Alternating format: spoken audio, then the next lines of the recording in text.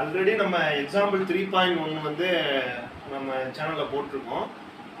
பார்க்காதவங்க இப்போ டிஸ்கிரிப்ஷன் லிங்க்கில் வந்து போடுறோம், அதை பார்த்துக்கங்க தெரியாதவங்க. இப்போ 3.2 பார்க்கலாம். சம் என்னன்னு பார்த்தீங்கன்னா சால்வ் தீர்க்க 2x - 3y = 6 x + y = 1 இந்த மாதிரி கொடுத்துட்டாங்கனாலே நம்ம என்ன கண்டுபிடிக்கணும், எக்ஸோட வேல்யூ ஒய்யோட வேல்யூ கண்டுபிடிக்கணும்.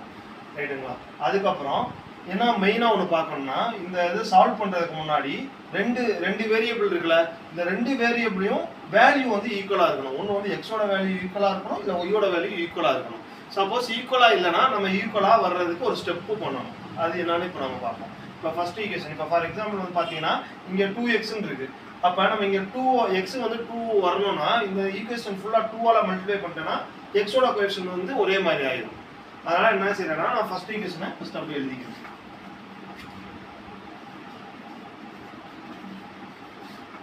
(2x - 3y = 6). இப்போ செகண்ட் ஈக்குவேஷன் என்ன செய்யறேன்னா 2ஆல மல்டிப்ளை பண்றேன். 2ஆல மல்டிப்ளை என்ன கிடைக்கும்? 2x + 2y = 2. இப்போ பாத்தீங்களா எக்ஸோட கோஎஃபிஷியன்ட் வந்து ஈக்குவல் ஆயிடுச்சா? ரைட். இப்போ என்ன செய்யறேன்னா இந்த ரெண்டு ஈக்குவேஷனையும் மைனஸ் பண்றேன். மைனஸ் பண்ணோம்னா என்ன செய்யணும், கீழே இருக்க சிம்பிள்ஸ் பூரா சேஞ்ச் பண்ணுவோம்ல, சைன் சேஞ்ச் பண்ணுவோம்ல. இங்கே ப்ளஸ் இருந்துச்சுன்னா மைனஸ், இங்கே ப்ளஸ் இருக்கு மைனஸ், இங்கேயும் மைனஸ். இப்போ 2x - 2x கேன்சல் ஆயிருமா? 0. ஓகே. 3y - 2y, அப்போ ரெண்டு சிம்பிளும் ஒரே மாதிரி இருந்துச்சுன்னா ப்ளஸ் பண்ணுவோம்.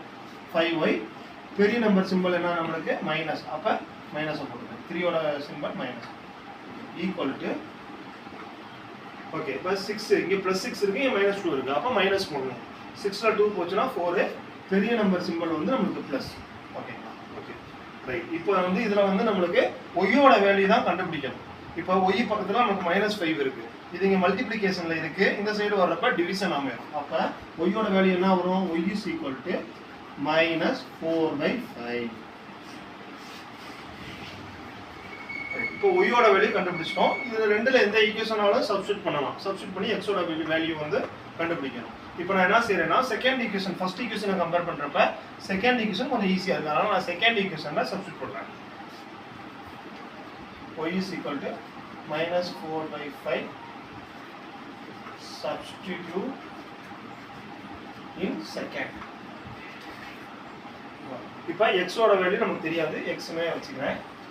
ஒய்யோட வேல்யூ கண்டுபிடிச்சிருக்கோம் பாத்தீங்கன்னா -4/5 = 1.